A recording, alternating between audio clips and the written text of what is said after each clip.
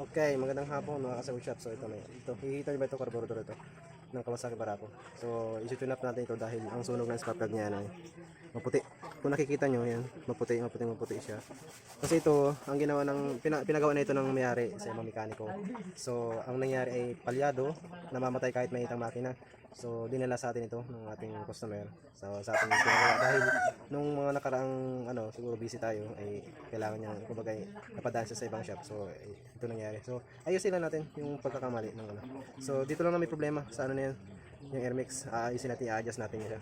Siguro mga 3 pihit yung air mix niya kasi ito sakal na sakal sa hangin. Kaya ang sunog niya ay puti. So yan. Mga 3 pihit lang lahat ng Barako to, halos sa 3 pihit lang. 3 pihit lang itong sa air mix niya. Tapos isa pa yung kanyang barbula ay tinukod yung barbula. So adjust na din natin. So yan, kikita niyo ba? Yan, dito sa ano na yan, yung sa tapit na yan, yung takip niyan, tinanggalan natin. Yung sa barbula, yun yung adjust natin sa ano kasi tukod na tukod siya. So mataas ang clearance niya pag mainit. Kaya sabi kanina pa kasi nandito yung may-ari. So sabi ko mga 1 oras bago lumamig makina. Kasi hindi tayo nag-tune up ng makina pag mainit pa kasi mataas ang clearance ng barbula niya.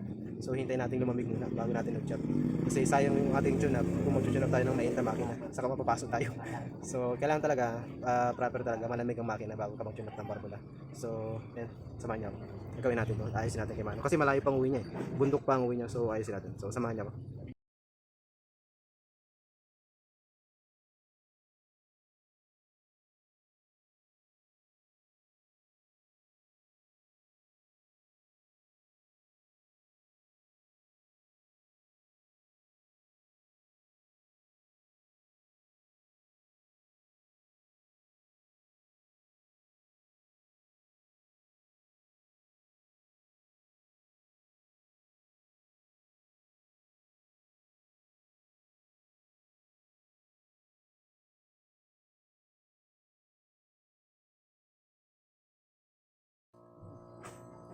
So, paalala lang sa pagbaklas ng Kawasaki Barako. Ito ay ingatan nyo yung yung meron pa diyang washer saka o-ring. Huwag nyo basta-basta ihipin yan. Basta pag hindi nyo para tanggal yung pinakang o-ring sa loob. O-ring yan, may o-ring yan sa loob. Tatanggalin ko. Kasi pag pinahinginan nyo to, baka tumalsik ito, hindi nyo makita.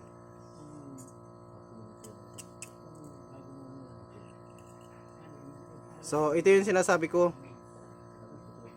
Kita nyo ba? Yan, yung o-ring sa may washer. Yan, to.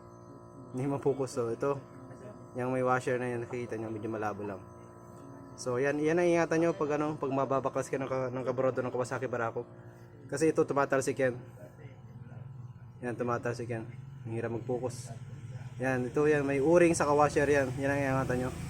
So, yan. So, ito. Ang nito, isagad nyo lang yung Phillips screw na yan. Isagad nyo lang hanggang makita nyo may lumabas na screw dito, yung yung air mix nya. Yan, para makita nyo. Salatin nyo pag may umusli na. So, sagad natin.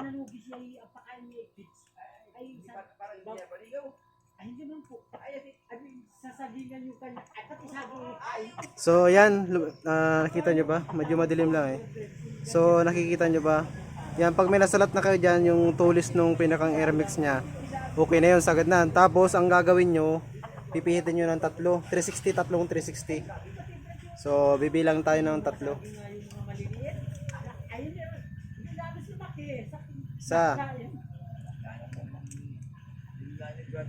2. 3. So, 3 pihit guys, 3 pihit para gumanda ang inyong tono ng carburetor ng Kawasaki Barako. Tandaan nyo, 3 lang, 3 pihit.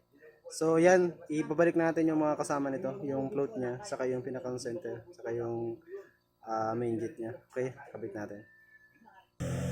Saka dito sa float nya, kailangan adjust nya ganito, ang pinakang proper, ito, ganyan. Kasi wag nyong pag nakataas ng ganyan yan, ang tendency niya magkukulang ang supply ng gasolina sa pinakang baso-baso niya. Magkukulang ang gasolina. Ang ang cost naman nun ay pag nagkulang yan, pag mabilis ang takbo ninyo, yan, mamumugak yung ano, carburetor, yung inyong makina kasi nakukulangan siya ng supply ng gasolina. So ganito lang dapat, ganito. Yan. Wag naman ganito, basta yan, ito ang ano, tandaan nyo. Sa magbabaklas yan ng Kawasaki Barako na carburetor.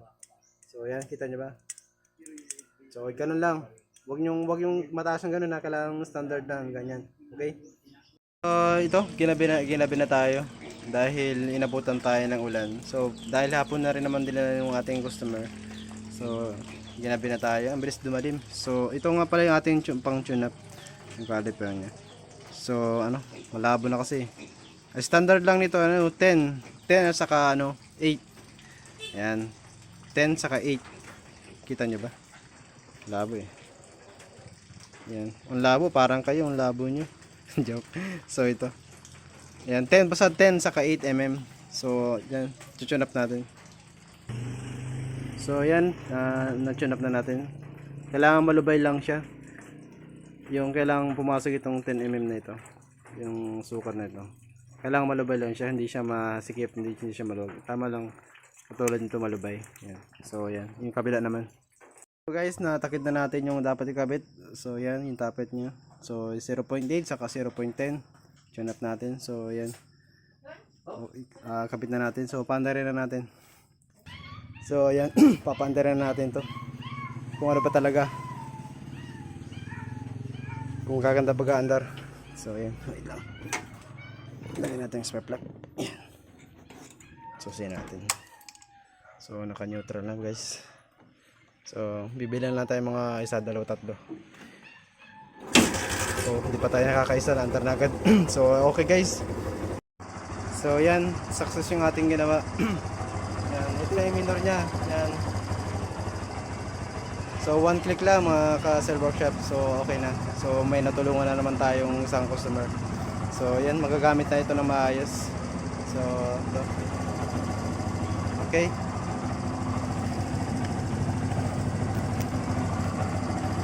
Baba natin ng minor. Mas babaan pa natin ng minor masyado. Yan. Yan. Yan, andar niya. Ang ganda ng minor. Ang Yumi, mga ka-Sel Workshop. So, may Yumi. Okay? Okay, great job. Okay.